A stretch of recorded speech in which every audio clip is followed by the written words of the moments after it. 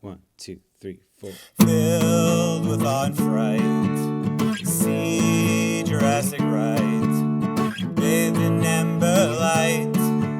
See Jurassic Right, see Jurassic Right, right. See Jurassic Right, right. See Jurassic Right, right. See Jurassic Right, see Jurassic Right, see Jurassic Park.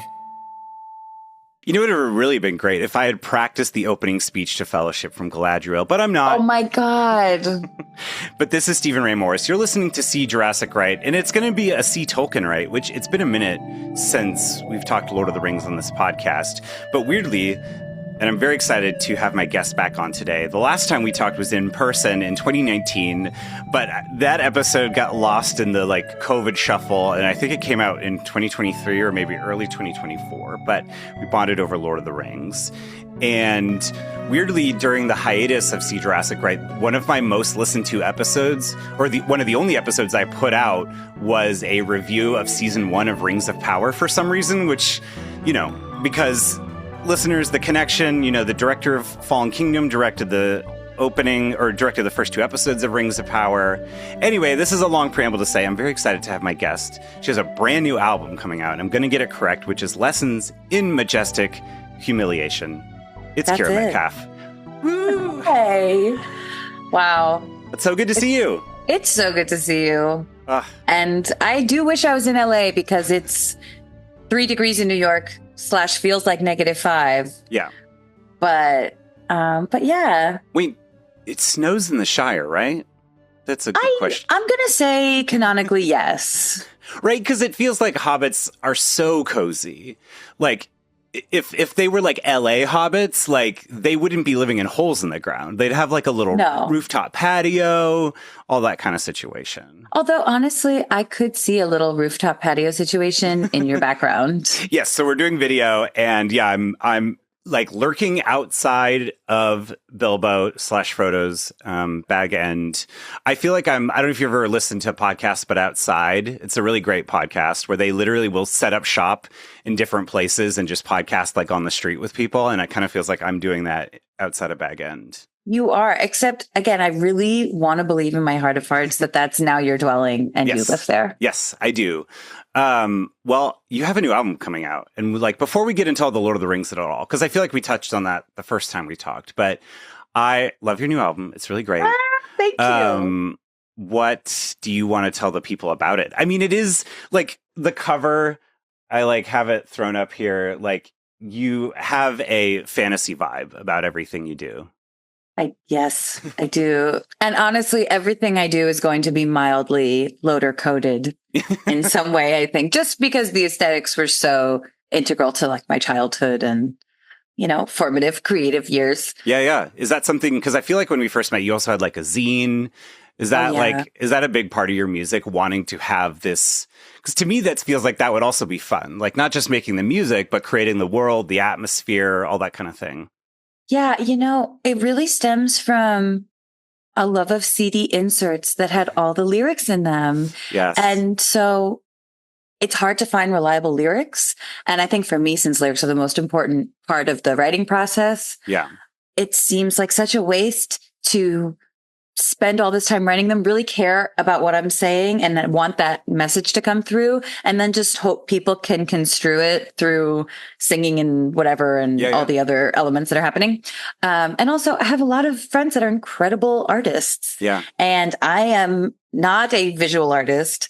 So it's a fun way to also just collaborate with people that I really admire and make something weird and fun, and also kind of give someone else an opportunity to interpret the music. Yeah. And I think that is easier for me when it's easier to be proud of something when it's not just yours.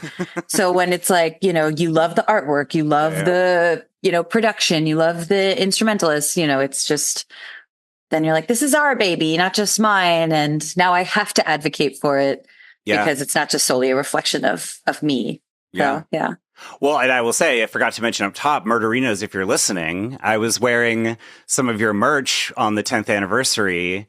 And I feel like that's always the fun part, right? Yeah, getting to share what your talented friends are up to. And yeah, I don't know. Cause it's like, yeah, I don't know. That's always the fun part for me too, is that collaborative process. Or this isn't collaborative, but you know what I mean? Just like getting to be like, all my friends are so fucking talented, so. Chatting's collaborative. I'll say it.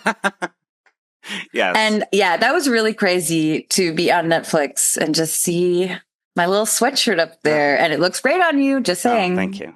Such a vibe. I know. Now I'm wearing Jimmy Buffett because I had to Well, your other close friend. Yes, my other close friend, Jimmy Buffett. Yeah, I know. He kind of is like a hobbit. He's an island hobbit. Wow, yes. He's the LA hobbit. Yes. What's a Florida hobbit like? I was just in Miami. I wonder what Floridian hobbits are like. I bet it's like it's just as cozy, but there's always going to be like a dance floor somewhere in Bag End, like a Bag End in Miami. Het Gators. Yes. Oh, that's so cool. I do like this. This is all very like Avatar coded, where you're like, oh, there's the sky Navi and there's the water ones, Okay, there's two directions I could go. But I do want to know like when you actually started playing music and writing and stuff. I feel like we maybe talked a little bit last time, but just as a refresher for listeners. Only been 7 years or something crazy. Yeah. I come from a very musical family. So both of my parents were heavily involved in music, and my mom was a professional cellist, and my dad plays every instrument on earth. And so I didn't start playing guitar until I was about 13, but I really wanted to write songs. Yeah. And I did have the, prepubescent pop songs that I would write in like second grade, which are honestly, I think they would still hit, but that's me. And so I came out with my first album, collection of songs, I think in 2011. And I just had recorded them with my dad in my basement. Oh, I love that. It was very cute. Also a very stressful process. Recording is always stressful, no matter what. Yeah. And then I really just started, I kind of took a break from music in college because I was very overwhelmed, and honestly, it's hard to be deeply insecure and pursue something so, public facing.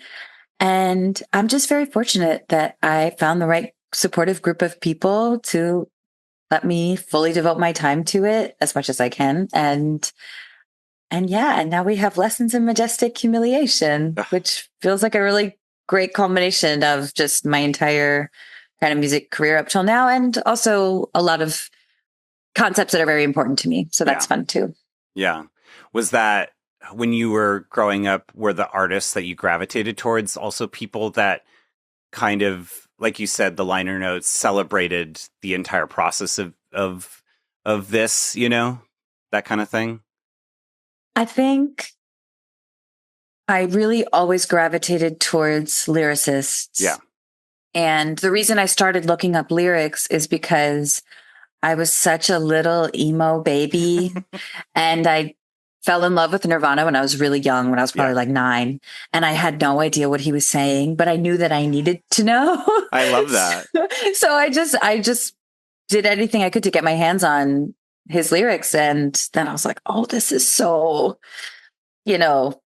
revelatory to a 9-year-old. And also to me now, I revisit a lot of those lyrics, and they're just, I miss the comfort in being sad is something I think about a lot.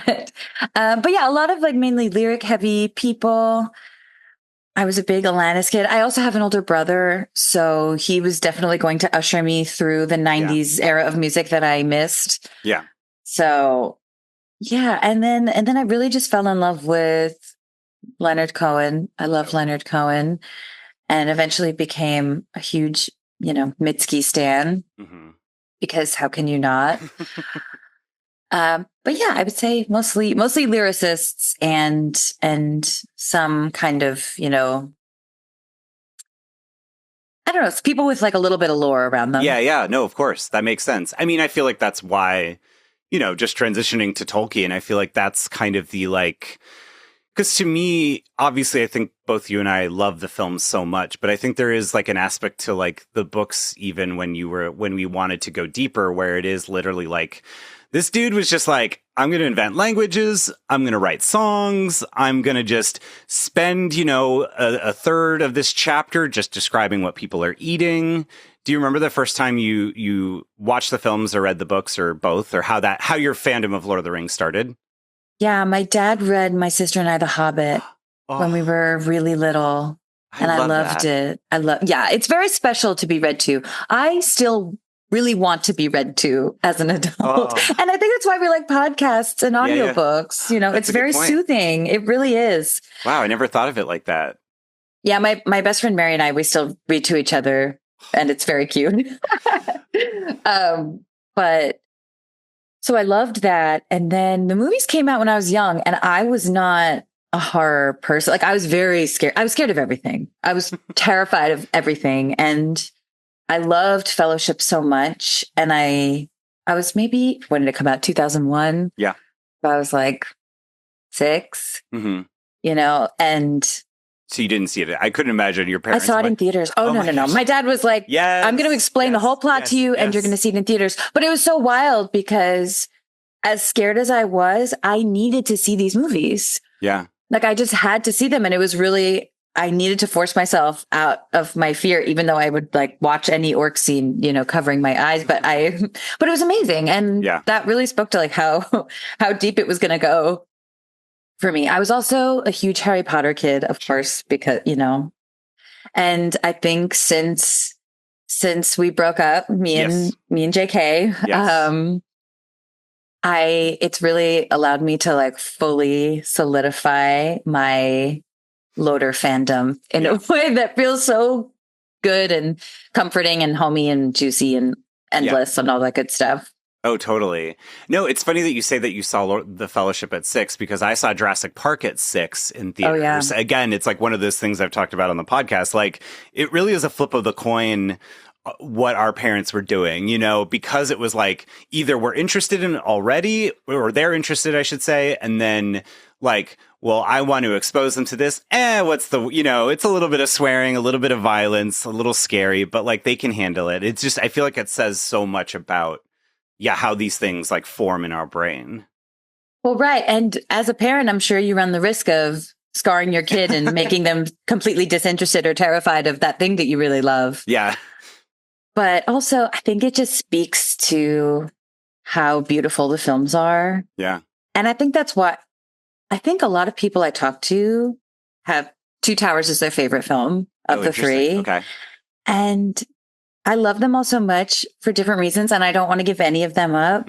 But I think Fellowship has to stand as just, I guess, just my favorite. I don't want to say the best, but because you really have such an amazing spectrum of vibes and of worlds and feelings in one movie. And it's just, No, I mean, we were talking because I recently rewatched The Fellowship extended in theaters. That is so crazy. I know. I mean, that one is like, in a weird way, it's actually not as daunting because so many movies now are like 2.5 hours, or, Avatar Fire and Ash was 3 hours 15. Like, Titanic was obviously, early. Did they give an intermission? No. And they had Peter Jackson talking for like 10 minutes straight, just like your Kiwi grandpa, like just kind of rambling about the old days. It was very sweet and touching. But we just rocked it for, 2 hours and 45 minutes, however long the extended is. Strong pelvic floor, and you're just not getting up. That's it. I know. I think, did I end up I think I did go to the bathroom, but I'm trying to remember what moment I like really held out, because I think when we had growing up with the DVDs, it's, you all should be known as the Fellowship of the Ring. Where are we going? And then the DVD break, and then it starts with Gilrian's memorial. But like, I love that scene. So I'm like, I didn't want to get up during that moment. No. So I think I ended up, it was kind of around like, oh, you know where it was? This is so boring. But it was like during the when they're going into Moria. So it's like after he's like, it's a mine. And then it's like the horror of like them realizing, and then the Watcher, like right after this that is kind no of stuff. mine. Yeah. That it's a tomb, like that part. But I got back right before Pippin knocks over. Okay, good. Because you have to be there for that moment. You do. I feel like the the monster sequence is the most like, she's not coming back. We don't have to focus on her later. It's fine. Yeah. No, yeah, the Watchers, I mean, yeah, they don't, yeah, I guess the Watchers don't really the Watcher doesn't really come back at all, but no, I love that you said that Fellowship is your favorite, because I think it is mine too. Like, it weirdly feels like you could, there's no ending to it. Nothing gets finished, but it's just like, it's such a satisfying feeling of like hope, like. It's also, I think I like when you know what the stakes are. Yeah. And I feel like Fellowship really sets up so much of, why any of this means anything. Yeah. But then I'm like, I know, but then there's no Eowyn and there's no, like, also I love any Arwen scene, as any bisexual will tell you. It's the Aragorn Arwen triangle is one that everyone wants to be in. Yes, of course. But yeah, I feel like oh God, it's so hard to choose. Also, now I'm trying to think of where the second DVD stops. In Two Towers, like where the DVD stops in Two Towers. That's a good question, because I feel like for Return of the King, it picks up with the pirates. Thing. Grand. Yeah. Grand, yes. Grand, and then insert two, yeah. Yep. Gosh. Wow. Yeah, no, I forget. Yeah, where does the second one pick up? Anyway. I don't know. Yeah, we'll figure it out. Editor Stephen here, just jumping in to say I looked it up. How could I forget that the Two Towers extended break comes in the Of Herbs and Stewed Rabbit scene when Faramir captures Gollum, Frodo, and Sam. How could I forget?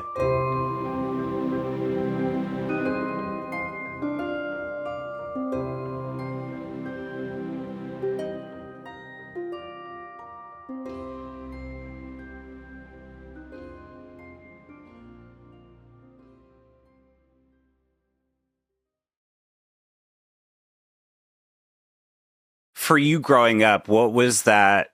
I mean, again, the idea of having The Hobbit read to you, like, that's the perfect book for that, because it feels like your grandpa's like reading you a bedtime story. It really does. And then I read it again in college, and I'm like, this is so. I love writing like that has appeal for. It's like what's good about Shrek, right? It's like. Adults loved it, but kids also loved it. And there were things that the kids weren't going to get. And there were things that were, I don't know. Yeah. I have to bring up Shrek at some point as another Shrek stan. That's another part of your personality. You're like, look, I make very beautiful lyrical music that's very ornate and thoughtful and like, I don't know what kind of motion I'm making, but you really get in there in like a raw, intense way that's really beautiful. But then you're like, but also Shrek. That is the way, whatever physical motion that was the way to describe it. Yeah, I have two moods. It's very much the two wolves inside me is that there's a very like serious emo, like I call it existential dread rock for a reason. And then, so I've like my serious emo, and then I'm just 50% silly goose. And that's just it. There's no in between. That's it. Well, I don't know, because I never got into Game of Thrones, because I don't know, I feel like to me Lord of the Rings is my favorite flavor of fantasy, because it's able to encompass the silliest stuff, the most serious, thoughtful stuff, action, but I mean, like, and I don't know if I've mentioned this on the podcast, but like my high school was so, I grew up loving Jurassic Park, and then I obviously love Jurassic Park now, but my high school personality was Lord of the Rings. Like, wow. My freshman year of high school, like I started my first week of high school was September 11th for me. So like, but Lord of the Rings comes out, Fellowship comes out in the fall, you know? So that like started. And then I was telling you that like my high school sweetheart and I, like we were Aragorn and Arwen, like I had Andril, she had Hadafang, like, you know what I mean? When you're 14 and you're seeing the, like, with the pan in to them on the bridge, like, there's nothing more romantic than that. Chills. Full body chills. Right? Like, what? No, 100%. What could compete with that? I'm not watching any, I mean, like, 10 Things I Hate About You is great, Clueless, whatever. But, like, to me as, like, a little teen, Did you respond to that stuff too? Oh my God. Yeah. I mean, anything romance. I think that's also why I loved them so much, is because there isn't that much romance in the trilogy. Yeah. So whatever I got, I just desperately clung to. Also, aesthetically, I was always very, ethereal, witchy, dark, Evanescence was my desired vibe for a very, very long time. Oh my God. Oh yeah. Yeah. And I felt like those were, parallel in my brain of like Arwen and Amy Lee were just right there. But yeah, and you just get great tender romance. Yeah. That's not a lot, but also I get the natural progression to Game of Thrones. And like, okay, now I want everyone horny all the time. Yeah. And just either dead or horny. And I'm like, okay, I get it. But I'm so grateful I'm glad for you that you didn't go down that road. Because it ended in tragedy. Yeah. Yeah. No, but I mean, I guess for you in terms of like, and again, how you're not choosing favorites, but I mean, what other stuff about Fellowship did you respond to growing up specifically? Well, I think it's also a good movie for kids to enter into because it's where you learn everything. Yeah. And it would be hard to come into the second or third movie not really having a good background. And I've been rewatching the appendices because they're so good and you learn so much. And it really does feel like you're watching something that's based on a history that we just didn't know existed. Yeah.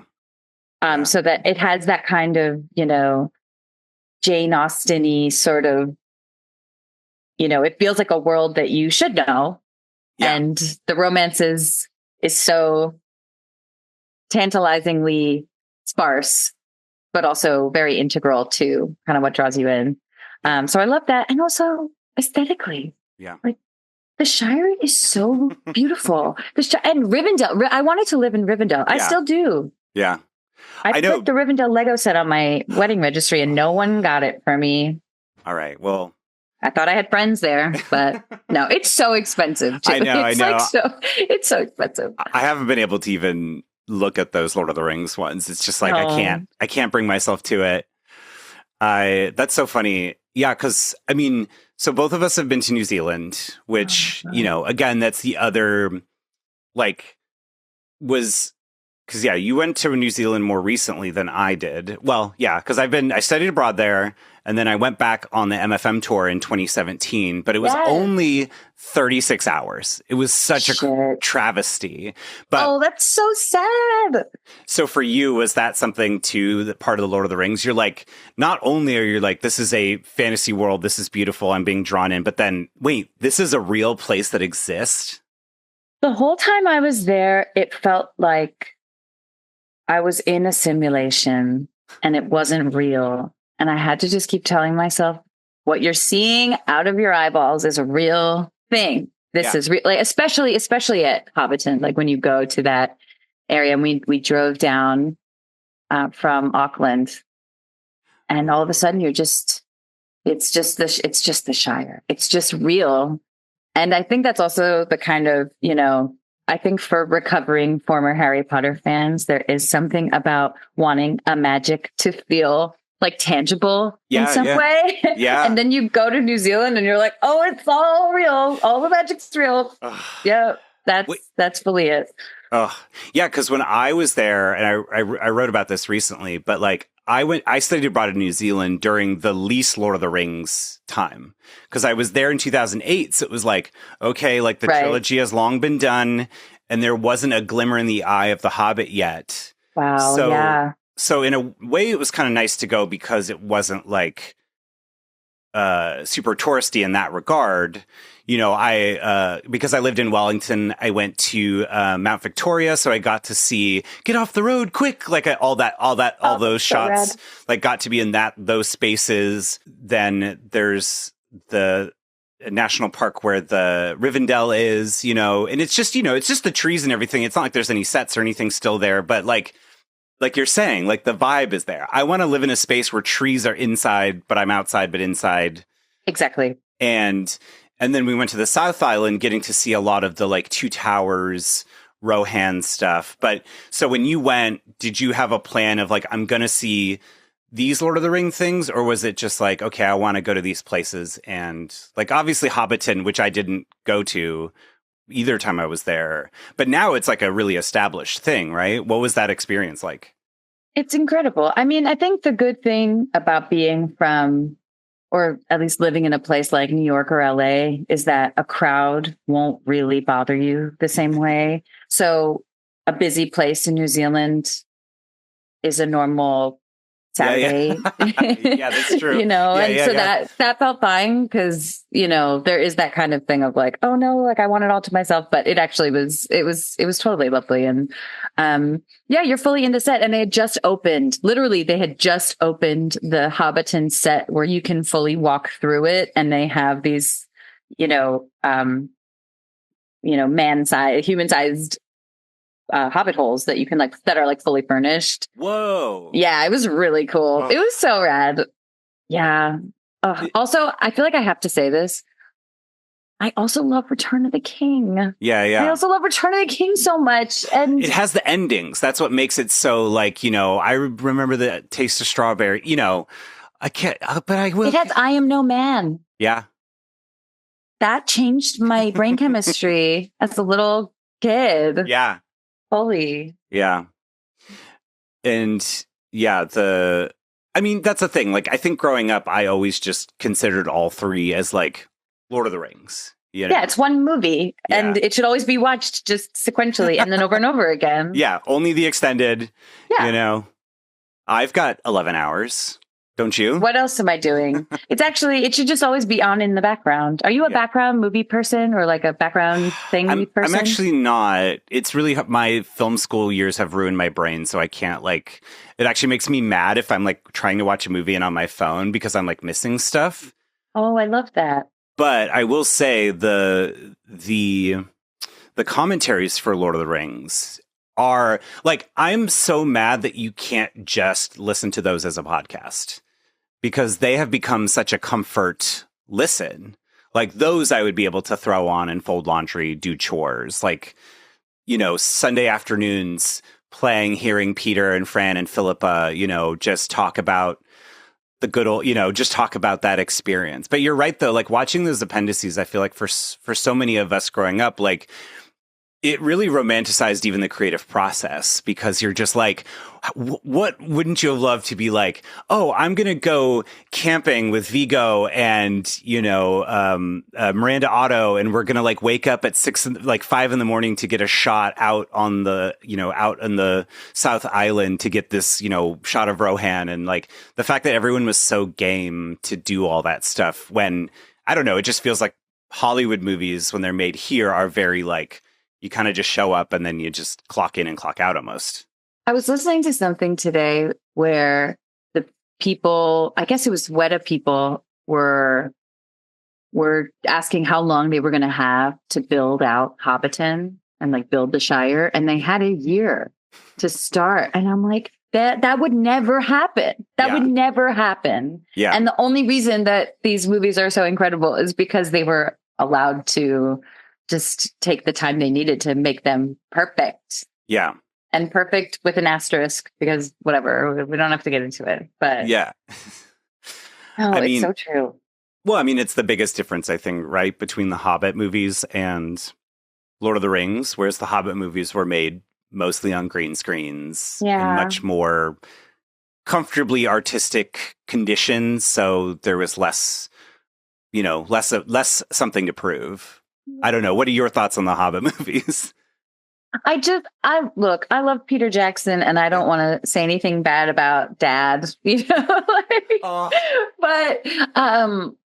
I do think that a lot of what made the story so beautiful kind of got sacrificed in how the movies were spread out and expanded. And also things just didn't look as tangible. Yeah. And yeah, that's what I was so surprised rewatching Fellowship, a couple weeks ago, because I was just obviously there was tons of advancements in CGI because of the Lord of the Rings movies. Yeah. But I just was really so like in the way that was so charming was like, oh yeah, that's just like Elijah Wood, just like, or like that's like Dominic Monaghan on his knees, you know, and like, right. You know, like, oh, that's just a real set, like, and these are just like little things built in these places all around New Zealand, and it just felt so much more.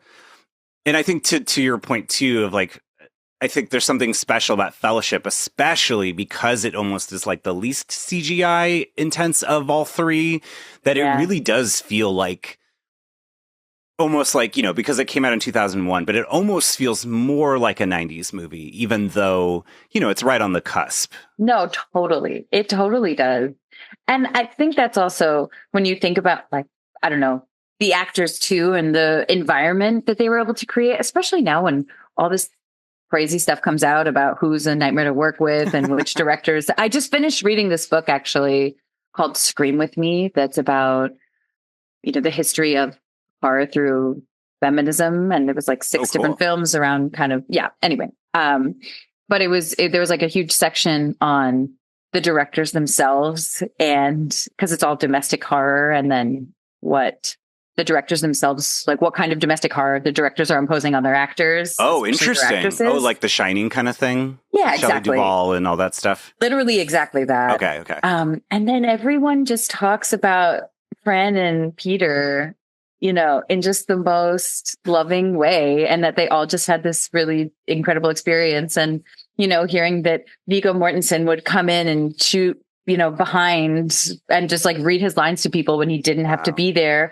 Or he stood in for the final kiss with Arwen because she was going to have to kiss his stand-in. And she's like, oh, I don't want to kiss the stand-in. Like, I want to have my last moment with Viggo. And he came back, even though he was like not supposed to be there. Oh, what a mensch. I know. And I picture Sean Bean climbing the mountains because he's afraid of the helicopter. And it really kills me that I was not there, that I was not a part of it, that I'm like, yeah, it's fine. That's, that just made me think, because I just went to as of this recording, I went to the Selena exhibit at the Grammy Museum, and I was chit-chatting with one of the Selena like accounts on Instagram and just mentioning like, oh, I really want to go to the Corpus Christi, like the headquarters and everything. And it's like, oh yeah, you could do like a full tour. And there's a producer at Exactly Right, Alexis, she loves Jaws, and like we'll do a walking tour of like all the, and I'm like,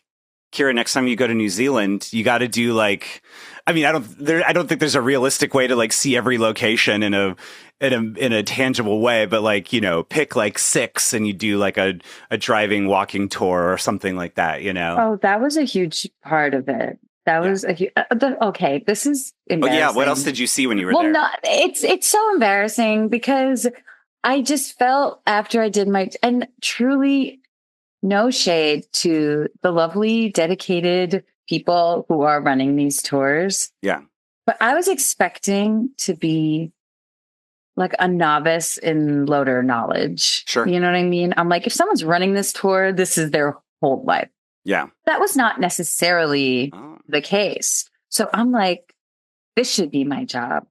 You know, I'll give it all up. I'll give up the whole career because you like, oh my God, you're there. I just wanted to know everything. Yeah. I just wanted to know everything. And you're on these. And also there's other movies that have been shot there. And maybe not every tourist is a huge nerd who's waited her whole life for this moment, you know? And that's not their problem.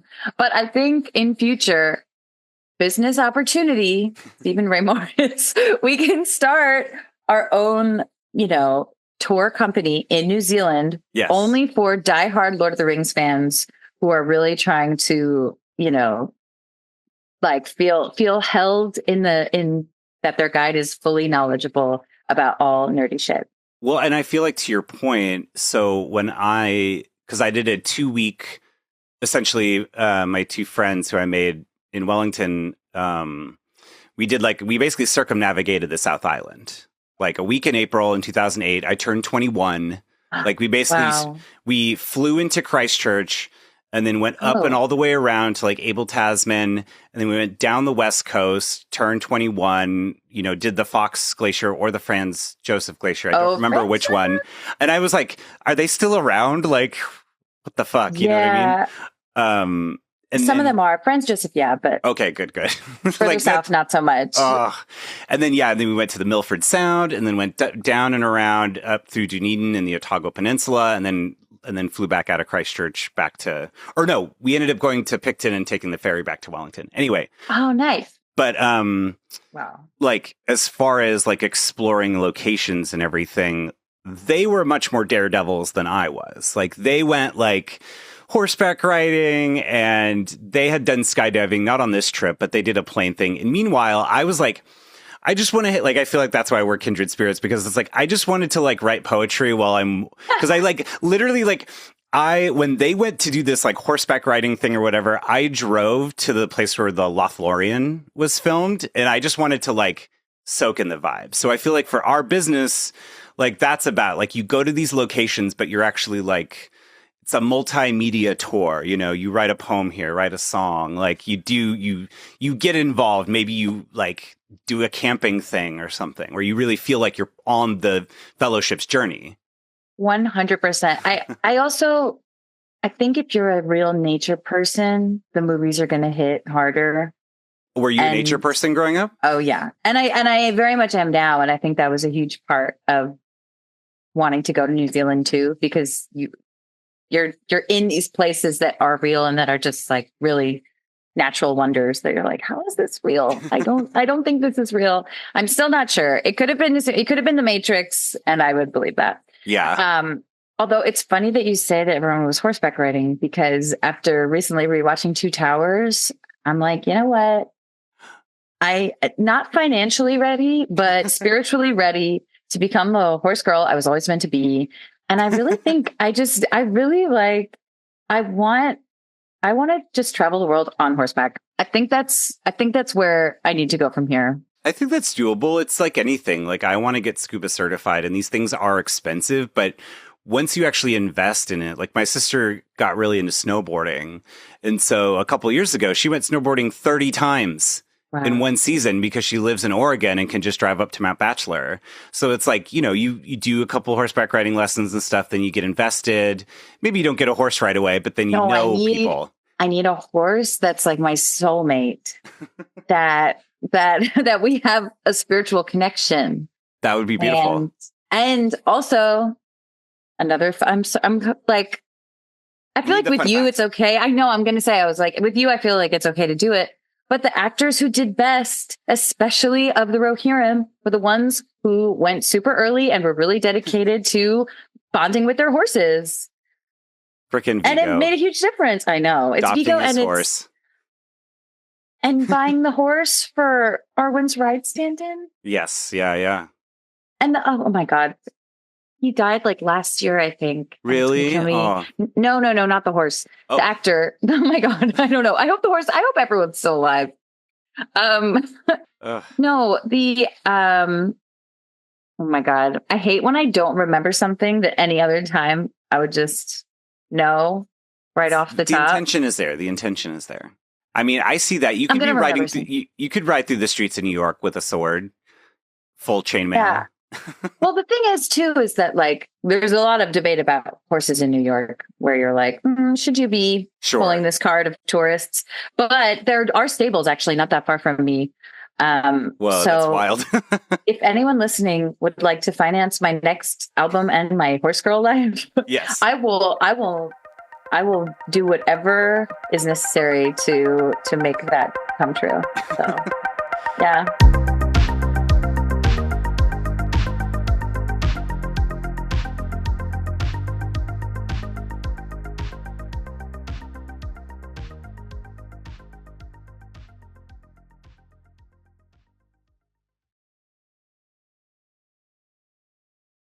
As far as I was just thinking about this, because it's one of those things, my dear friend, Andrea Ciofalo, aka Strange Bird Art, who I collaborate on this podcast with a bunch. She's super into Lord of the Rings as well. We were trying to figure out, like, it's one of those weird facts where it's like, how far did the Fellowship actually go in these movies, in the books? Oh, yeah. Like, is it from LA to like Chicago? Is it LA to New York? Like, how long was the journey? Like, that kind of stuff is really fun to think about in relation to like that they were walking or doing horseback for a lot of it. Like, could you do this drive in a day or like a week? I think that's what makes the Eagles part of it so funny. Yeah. It's like, for however long it took you, it could have taken you 10 minutes. You know what? Let's look this up now because it is a fun thing to know, and we can. It is.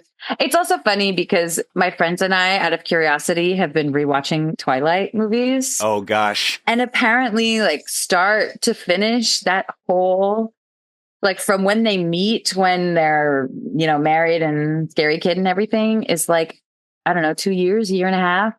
Something like really insane. Oh, really?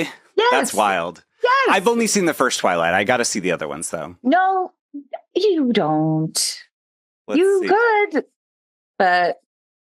Okay, well, because, you know, it's obviously the difference in the book, just referring to how long, because, you know, obviously in the books, they like had the 17 years and all that stuff, but it says 6 months. 6 months. Movie canonically is 6 months. Yeah. Start to finish. Okay. Wow. Really? That feels so fast.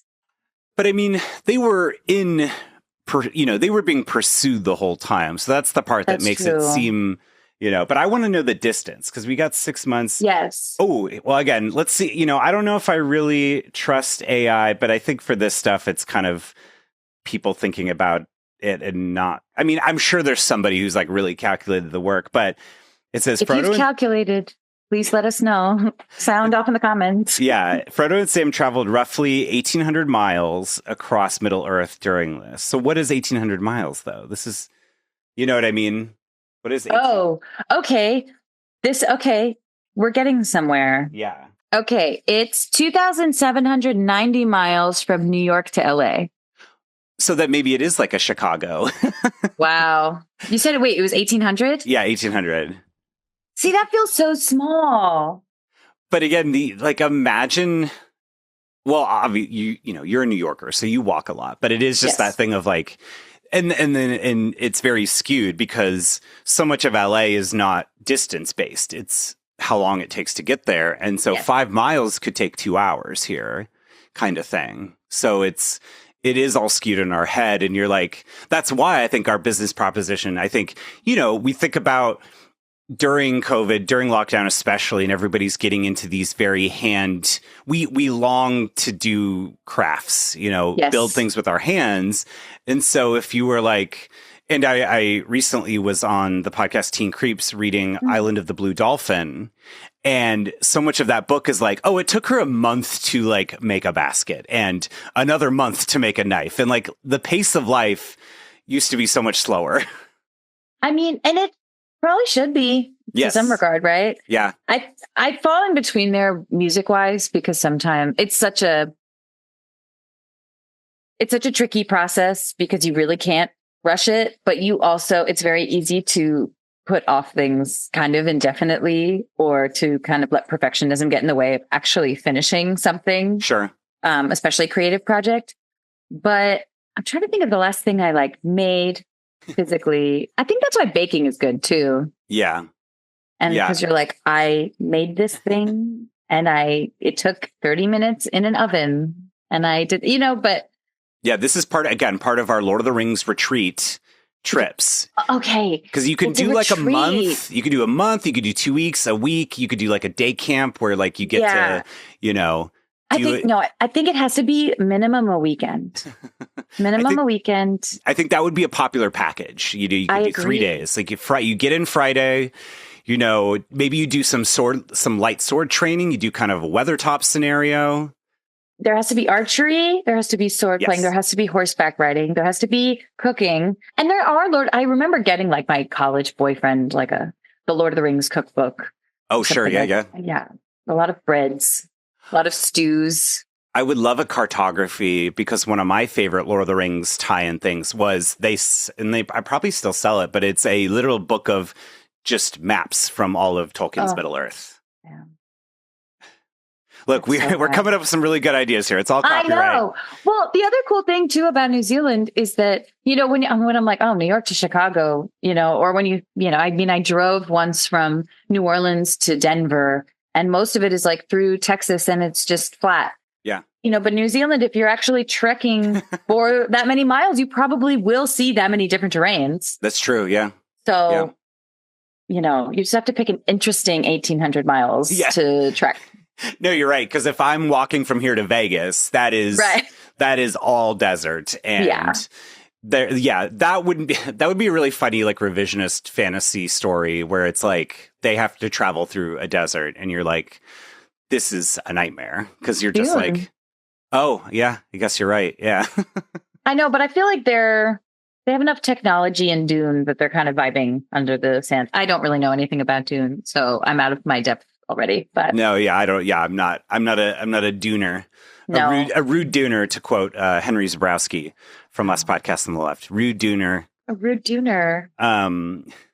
What in terms of the journey in Lord of the Rings, where do you think your skills would shine the most? When you're in the Fellowship, like what's your role in the Fellowship? This is hard for me to answer because I'm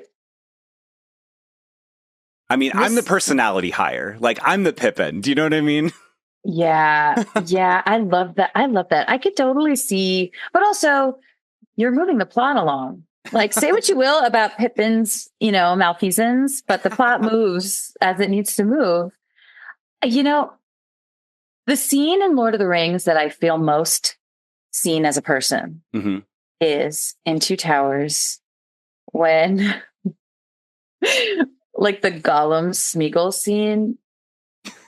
And I like, if I'm being honest, because I want to say, oh, I, am resourceful, or I have a lot of energy, or like, I like lifting heavy things. And like, I'm very good at getting a task done, whatever, which only if someone is watching me the whole time am I good at getting a task done. Yeah. Nobody had ADHD in the Fellowship. Yeah, exactly. No, please. Like I feel like they're two different questions. It's like, who do I think I'm most like in Lord of the Rings? And how do I actually think I would serve best? I would like to be, like an elf that comes through at Helm's Deep. Sure. That seems rad. Yeah. Of course I'd want, but I'm a Gollum. I'm like a Smeagol Gollum that's like, you don't have any friends and nobody likes you. And then it's like, no, I'm not listening. That's it. And you do eat a lot of raw fish. Oh, yes, of course. Just with my hands. Yeah. Right. I go into Prospect Park and I grab those radioactive fish right out of the pond. Oh, my God. I don't know. You do have a Gollum song. Not the Gollum song, but a Gollum song. I do have a Gollum song. Yeah. It's so good. It will be. Thank you. It will be on the next album. But yeah, it's very much like, I think Gollum's super relatable. I think that whole arc is so relatable. Just like, corrosive, evil, and most of it just being self-loathing. Sure. Yeah. And you're like, there's like a shred of, it's like, you don't want to end up a Gollum. You want to be a Frodo that's like fighting it. And honestly, sorry to whatever, but the whole point of Lord of the Rings, power of friendship. Yep. And I think that my relationships are definitely, tethering me to reality. To this. Yeah, exactly. Oh. Yeah. And I've never murdered anyone with my bare hands or with any instrument. Sure. So I'm doing pretty well. You're on the Smeagol side of the Gollum relationship. I'm on a pre-ring Smeagol line right now. But yeah, I think a lot of us would be like, yes, I would just be an Arwen floating around in beautiful gowns. And but also I just want to be on a horse with a bow and arrow. That's really, I want to have that core strength. I want to have that upper back strength. You want to flip dexterity. On a horse like the way Legolas does in that shot in Two Towers. What is that? I rewatched that recently and I'm just like, this makes no sense. And I was a big Legolas head as a kid. I had the cardboard cutout to stand in. Really? Which just looked like there was a man standing in my room. Oh my God. Yeah, that was good. That was great. I eventually had to retire my giant Legolas for that reason. That's hilarious. Yeah. I mean, yeah, I feel like, no, I mean, ultimately, whenever I play a video game, I always love archery. When I'm playing Breath of the Wild, Tears of the Kingdom, there's a Avatar game where it is very much Breath of the Wild, but Ferngully. And so it is, I don't think I've talked about it in the podcast yet, but it is very like traumatic when you go to places where humans have set up oil rigs and are like literally poisoning the environment around. It is so deeply distressing that it's like, I just want to like fly around in an Ikron and like wander the jungles and see the majesty. But archery, like Pascal, my dear friend Krista Mosowitz, she has been taking archery classes and she started taking them right when I was having my surgery. And so I'm like, once I'm better, I think I want to do that. Yes. Wait, what's your sign? Aries. Okay. Oh, so it's coming up. Yeah. So. Okay. Interesting. So I'm a Sagittarius. So I feel like, it's embedded in me that I need to be an archer somehow. Is that a fire sign thing, being an archer? So the Sagittarius is like the centaur with the bow. Yes. I'm like, all right. Oh, because Taylor Swift, the archer. Yeah. Okay. Yeah. Of course. Yes. Yeah. But yeah, I'm meant to be on a horse. Also, I don't know. I think it's a fun like post-apocalyptic skill to have. Yeah, because guns don't feel good. No. That doesn't feel like you've accomplished anything. That feels like an abuse of power, Yeah. And I think you also, in terms of like hunting, which I know nothing about, I think, maybe I just like to think that shooting something with an arrow is like less destructive to the thing. Well, and to your point, because modern video games are so intense, and I've only been gaming again as an adult since lockdown, but part of the Avatar game is you have to mercy kill the animals. You have to give thanks to Awa, and like if you shoot them, the meat goes bad. So you actually like have to do it. And I feel like this is like would be good for kids to play because it's teaching them to respect the environment and animals and stuff. And so absolutely. But it is like so intense. You're just like the way that you kill things is like considered, which is just like that's not when us growing up with with Nintendo 64. They weren't thinking about that level of detail. No, and I work with kids sometimes, and they're also like they love guns. They love gun games. They love shooting things. Can't do it. And buying things. I'm like, this is my nightmare, actually. It's interesting. I was listening to the Appendices, and they were talking about how like Tolkien very much was like, this is not an allegory. The story is not an allegory. We're not talking about World War II. I'm not talking about any one thing in particular. And, on the one hand, I'm like, is that like when Bob Dylan was saying that he didn't make political music, or sure. Or, yeah. On the other side of that, it actually does make them really even more timeless. Yeah. Because like you think about like tearing down Fangorn Forest and like the environmentalism in the series as being like absolutely crucial to the plot. Yeah. I mean, it's, and again, we're like rewatching Fellowship recently. Yeah. It is very much, it's just that we have been living in, the times are actually precedented because history has been repeating itself. So it still makes Lord of the Rings. You're so right. It is just timeless, but it's like, it doesn't need to be a metaphor because he just made a story that kind of is just so of the 20th century or just maybe the history of humanity in general, kind of. Yeah, I know. And I love the fallibility of man, just like men ruin everything. Yeah. I'm like, well, I know that's one observation I had rewatching the Hobbit movies and why ultimately I love them. I mean, I love them obviously, but it's like the thing that kind of almost like in the part where, where it's so funny to think about how Bilbo gets knocked out during the Battle of Five Armies in the book, and in the movie, that's literally a whole movie. It's almost like Tolkien was like, honestly, this is so dark in this kid's story. Like I can't go there yet. And then, so in Peter Jackson's version of the Hobbit movies, it's like, the third movie is like this weird horror war. I call it like orc killing simulator, like, because that's all the third Hobbit movie is. And it's just like, it is high fantasy, but in a way that's like not Tolkien, or it's not Tolkien. I don't know. It's just, and then there's one dwarf that's CGI, even though none of the others are. Yeah. No, I mean, I will say I still live for seeing Galadriel fuck up some people, you know, like that's the one thing that I love about the Hobbit movies is that we got to see more of her. Yes, completely. And honestly, I was a Smaug supporter. Yes, I do. But that's the thing with those movies is that ultimately with all the other stuff in these movies, like the actual Smaug stuff ends up being such a small part. And it's imagine if somebody did an edit where it was just the book stuff or just the stuff related to the main Bilbo story in a way or something. I don't know. I'd watch that a lot. But also, I mean, what's your stance on the end of Return of the King and the kind of, you know, like in terms of just how the book ends and the Shire? I mean, it's hard because you're just like, there is a version of you that would you would love to see the Scouring of the Shire kind of in full rather than that kind of sort of dream sequence flash forward thing in Galadriel's mirror. But it's, you know, the version that Peter Jackson was telling it kind of, I don't know. It's like it would have been kind of a different movie if you had to like have a full other like 45-minute 30-minute battle sequence at the end or something. You know, it's just, it's such an interesting, Return of the King is so interesting because it's like you have your two main stories having to be all separate with, you know, Aragorn.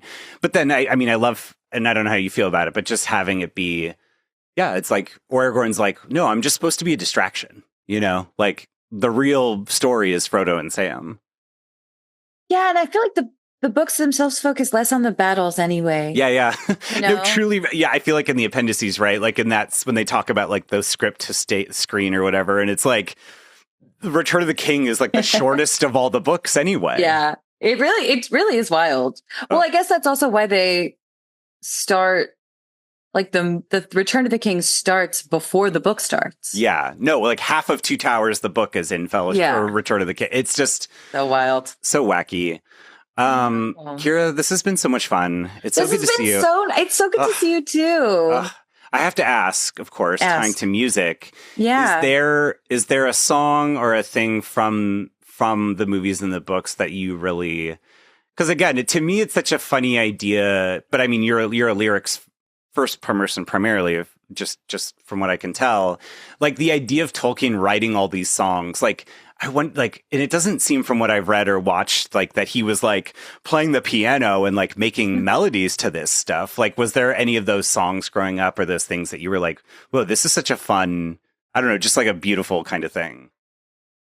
I think in terms of like reading them, I didn't always have as much of a melody for them in my head, just more of like a rhyme scheme lyrically to kind of like Shakespearean, you know? Like, yeah. Lilting. I'm sure my dad definitely would sing something, you know, mildly Celtic inspired. Sure. But I think my favorite scene in this series is Pippin singing for Denethor. And that song is just like, I did some version of it while in New Zealand where I was like recording it in the shower at various, you know, hotels and whatnot. So I'll send it to you. Oh my God. But it's like, I honestly, I'd rather redo it and send you like a better version, but just for fun. Yeah. But in terms of like music that just, you know, lyrically and dramatic irony and everything like that's the best music video I've ever seen is, you know, just that one scene. Yeah. No, I mean, so much that they brought Billy Boyd back to do a song for The Hobbit because they were just like that. He nailed it. And the fact that was all kind of like, I mean, the way it's framed is just like, shit, what do we do for this? Let's see. Oh, can you sing? You know, like literally, can you sing Master Hobbit? But literally Fran and Philippa, like I think Fran put together the lyrics like the day before, you know, something like that, where it's just that kind of magic is just once in a lifetime kind of thing.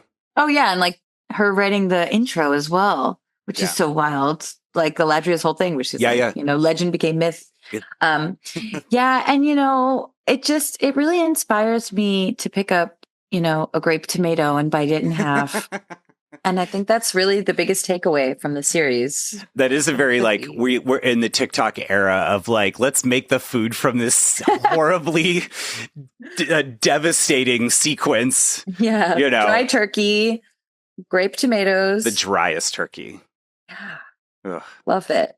Thank you so much, Kira. It's so good to see you. Thank you. It's so good to see you too. Yeah. Where can people follow you, find you, get the album, get the merch? Yes, get the merch. And I just want to say my friend Bettina Chang designed all the merch for this album. And she's just such a brilliant illustrator. And I love it. And yes, it's very medieval coded. So if you like medieval art, if you like Lord of the Rings inspired art, there's a bit of that in there. It's very, it's very feminist. It's very anti-capitalist. It's very full of feminine rage and very feral, which I think could be fun for the times. I think that's what I was trying to do with this motion. Yeah. Oh, yeah. Feral, Goblin, Gollum coded in some way will be everything I do. So, yeah. Yes. But yeah, it's just at Kira Metcalf, wherever you follow anyone or do anything. And it's on Bandcamp, Spotify, really anywhere you get music. YouTube, you can find me. I have 2 really beautiful music videos out right now. One from the Dead Hen program, which is like illustrated and is like animated, which is so cool. And the other one is an homage to Possession. Oh, cool. Yeah. And it's like choreographed and everything like that. So yeah. And I love, mixing a lot of horror and fantasy elements into just like all the visual stuff I do, because the rest of it is so internal that I'm like, I got to get out of here and into something else. But yeah, thank you so much for having me. Of course. It's so great to chat. We should just catch up Lord of the Rings any old time. I would love that. Fun. Yeah. I would love that. Yeah. I know. I haven't seen the second season of Rings of Power yet. So I didn't watch Rings of Power because I'm afraid of like my internal snob. Sure. I think it's like, if you kind of just like vibing out in a similarly Peter Jackson-y kind of world, I think it's like, but I've heard the second season gets like horny in a fun way, because it's like kind of, again, it's almost like pure fan fiction at that point. So, it's kind of like, I never played this video game, but there was those like, I think you play like Celebrimbor or something. It's all super fan fiction-y to the point where there is a sexy avatar of Shelob as like a hot woman, like really goes off the rails. Like, I'll have to send it to you, but like at that point you're just like, okay, this is just good fun, but yeah, I totally get what you mean. But yeah, I've heard the second season because like Tom Bombadil gets brought in, like there's some other insane stuff. So it seems like they kind of just, instead of playing it safe, they're like, let's just make this as kind of wacky as possible. But I do love wacky. All right, I'll give it a shot. We'll reconvene. Stephen Ray Morris seal of approval. Yeah. Well, thank you everyone for listening. I guess we all have to decide what to do, with the time that we have. Gosh, I'm totally fucking that up, even though I saw it like a week ago. It's one of those things where you're like, I've seen this so million times. Again, I feel like it's like the stranglehold that Gollum impressions had on everyone growing up. Like all of our friends are just doing like Colby Hat and Colby Stone, like just like that over and over again. You're like, we were probably so annoying, but it was so fun. Wait, can I ask you one thing really quickly? Yeah. If you were anyone in the series, who would you be? That's a good question. I feel like I would probably, because I'm probably not as jestery as Pippin, I feel like I'd be Mary, where it's like you want to have fun, but you kind of have the weight of like having to be responsible for others. Yes. And I feel like rewatching Fellowship especially, I really appreciated his character, because he's just like Frodo, what's going on? Like, he is actually kind of paying attention, even though he tries to kind of have this like, no, I'm cool, but like actually he's kind of a little bit stressed out all the time. Yeah. I could see that. Yeah. Again, I'm it's like, that's my secret, is I'm not organized. I'm just more organized than the people around me. And I feel like that's a little bit of my Aries Sun Capricorn rising. So that makes so much sense. Yeah. So I'd be a Meriadoc, Brandy Buck. Wow. But yeah, thank you everyone for listening. Patreon.com/See Jurassic Right. All the Jurassic June merch from Andrea Ciafalo, aka Strange Bird Art. And yeah, I don't think they know about I don't think he knows about second breakfast, Pip. So until next time. Bye, everybody. I'm good. I'm good. Tell me I'm good.